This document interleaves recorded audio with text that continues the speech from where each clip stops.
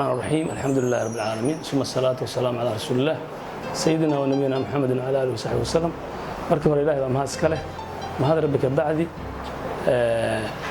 aniga magacayga waxa la yiraahdaa Maxamed Ali Yuusuf waxaan hadda joognaa xarunta shirkadda kambaniga Maandeeq Kaamil Milki ee Boosaaso xaruntan iyo waxaan asaasnay horta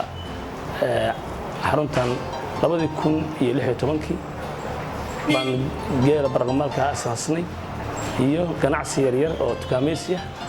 waxaan xaruntan furay 2019 waxaan shaqaynaysaa muddo 5 sano iyo xoogaa waxaan ku gadnaa caanaha oo aan suuqay dadka siinaa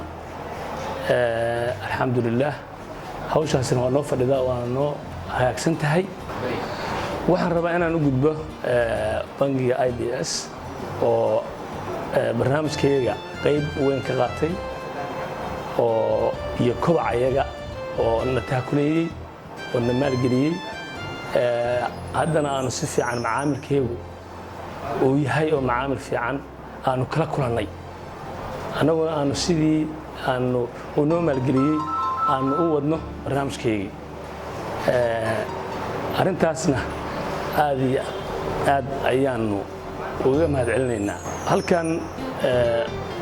waxaan uga hambalyeynayaa